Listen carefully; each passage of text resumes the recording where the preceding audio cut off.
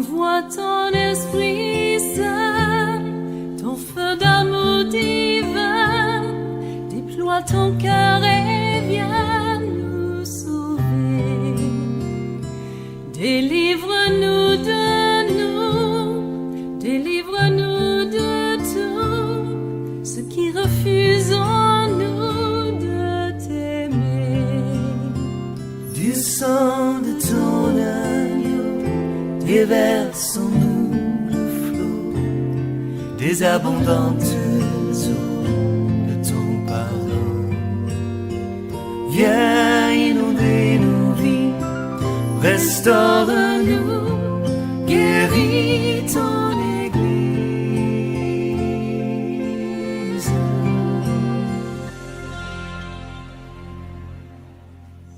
Lorsque Dieu dit à Adam de ne pas manger de l'arbre, non du fruit de l'arbre, du fruit de cet arbre, c'est que Adam a cette capacité d'obéir à Dieu.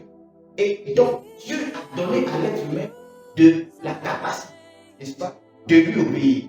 Dès que l'être humain a la capacité d'obéir, de l'autre côté, il a aussi cette capacité de lui désobéir.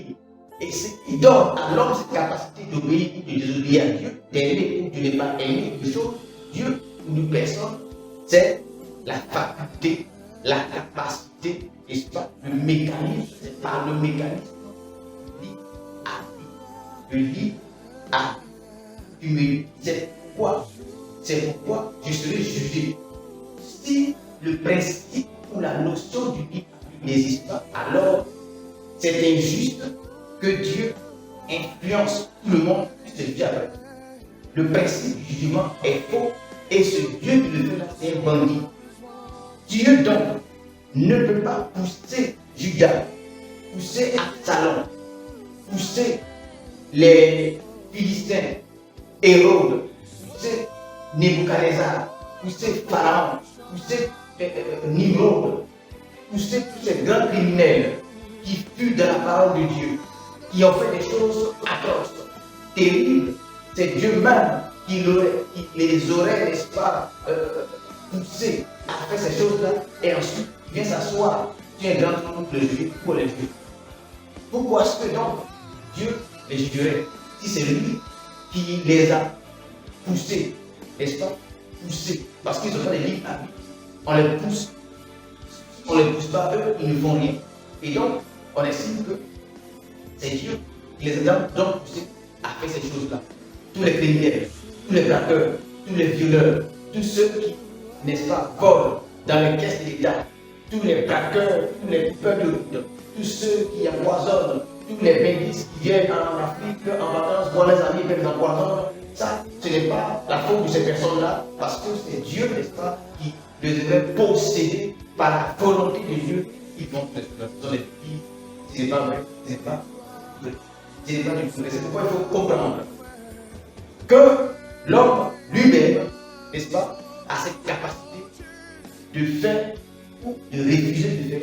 C'est le principe de l'obéissance, de la désobéissance. Ça existe. C'est-à-dire quand Dieu crée l'homme, quand quelqu'un naît, une personne vit, elle a cette capacité d'obéir ou de ne pas obéir. Cela fait partie, n'est-ce pas, précis de la vie dans laquelle nous sommes. Et les êtres humains ont cette capacité d'obéir, de ne pas obéir.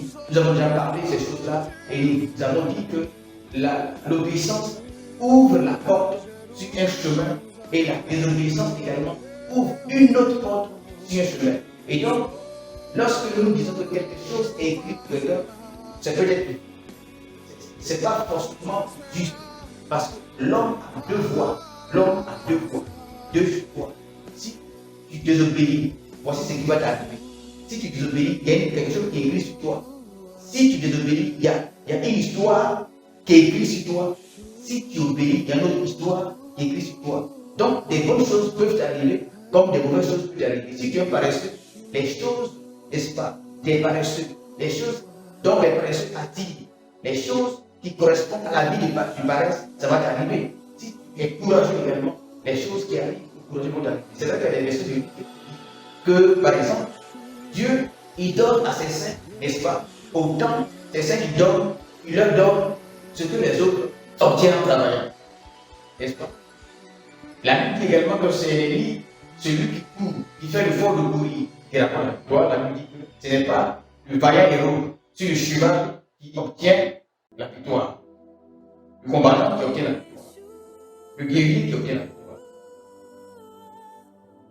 Il faut inscrire ça dans un contexte. Quelqu'un qui est fort, il obtient une victoire. Quelqu'un qui plante. Dieu n'a pas dit, ce n'est pas celui qui plante qui moissonne. Que celui qui plante, tous ceux qui plantent, ils ne moissonnent pas. C'est un principe. Ceux qui plantent, ils moissonnent. C'est un principe. Ceux qui plantent là. Mais maintenant, on ne vit pas sur terre par la souveraineté de Dieu. C'est-à-dire qu'on n'obtient pas par le principe de souveraineté de Dieu. C'est-à-dire que Dieu décide, maintenant il va agir au-delà des principes. Lorsque Dieu agit au-delà des principes, nous parlons donc maintenant de la souveraineté de Dieu. C'est-à-dire, de façon particulière, Dieu va décider d'arrêter le soleil sur Gabaon. Nous en particulier. Mais Dieu ne va pas arrêter le soleil sur Gabaon tous les jours. On ne vit pas de ça. De façon particulière, celui qui dort peut obtenir victoire.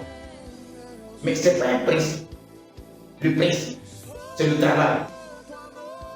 Il peut arriver qu'il n'a pas cherché. Ça peut arriver. Ce n'est pas évident en fait. Ce n'est pas un principe. Le principe n'est pas dit que dans le principe de Dieu, le requin dort et puis ceux qui travaillent là, Dieu lui donne le résultat de ceux qui travaillent. Non, c'est pas un principe. Le principe, c'est le travail. Celui qui cherche, il trouve. Le principe, c'est de chercher.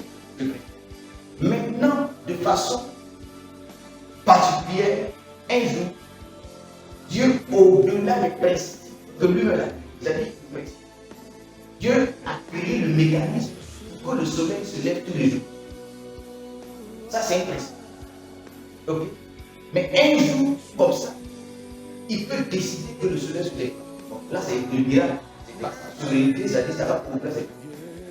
Un peu comme le miracle. On ne vit pas le miracle, c'est-à-dire que tu es là, ouvre les yeux, et il y a un sac d'héritier.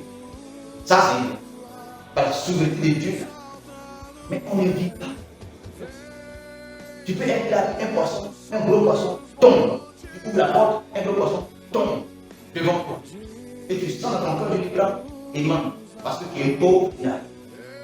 Mais si tu espères que tous les jours, un gros poisson tombe à la porte, on ne vit pas de miracle. Dieu a créé le travail pour que tu puisses travailler.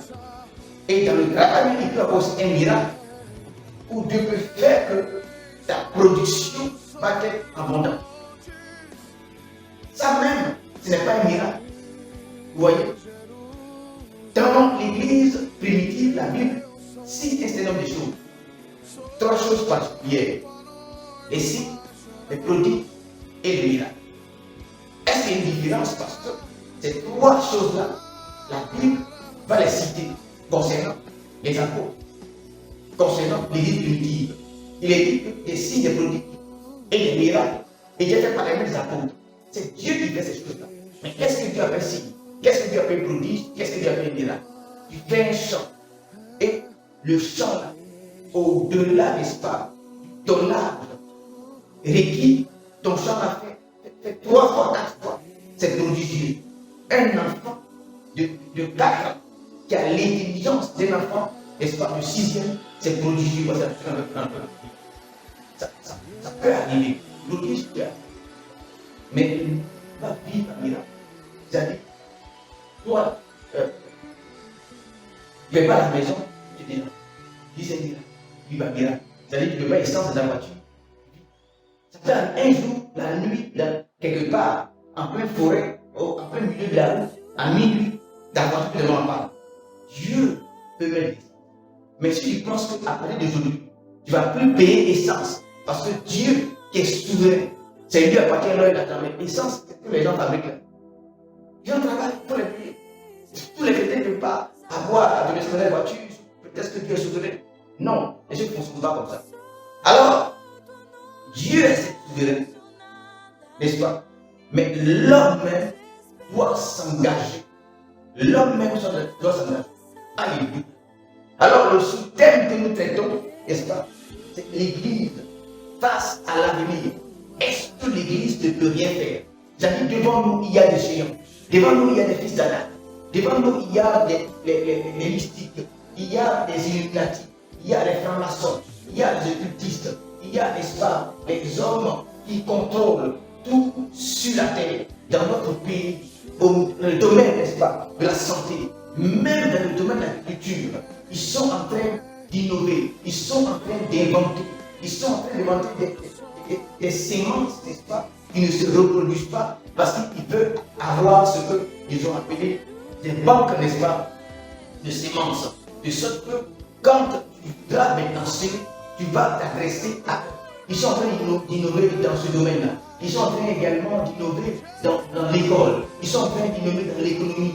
Dans toutes les sphères de notre société, les gens sont en train de penser, les gens sont en train d'innover afin de pouvoir maîtriser les sciences dans tous les domaines de la vie dans laquelle nous sommes. Alors s'ils maîtrisent ces sciences-là, ce sont donc eux qui vont nous enseigner ces sciences-là. Les sciences que eux, ils auront inventées, les sciences que eux, ils auront mis en œuvre, les sciences que eux, ils auront réfléchi. Ce sont eux alors qui vont maintenant nous les enseigner, car celui qui a une science, celui qui invente une science, celui qui maîtrise une science, c'est lui qui l'enseigne. Lorsque, n'est-ce pas, Joseph était en Égypte et que Dieu lui avait donné cette intelligence afin de pouvoir réfléchir à l'économie, n'est-ce pas, de l'Égypte, lui qui avait défini, lui qui avait établi, n'est-ce pas, cette économie qui va régir pendant plusieurs années le pays d'Égypte, le roi a décidé, trouvé juste, trouvé bon, que celui qui a établi cette science doit être celui qui va la mettre en œuvre. Alors, celui donc qui a une science, qui soit chrétien, qui soit païen, c'est lui qui l'enseigne. La preuve, notre système éducatif, si des gens s'asseyent, qu'ils réfléchissent, qu'ils convainquent, qu'on estime que c'est bon, nous tous, nous sommes à l'Assemblée nationale, et on estime que c'est bon, mais ils vont nous enseigner. Il ne s'agit pas de dire que c'est du diable. Il ne s'agit pas de dire que non, ils sont francs-maçons. Il ne s'agit pas de dire que non, ils ne sont pas de Dieu. Mais malgré que ce ne soit pas de Dieu, ils ont inventé quelque chose. Toi qui es de Dieu, invente-toi.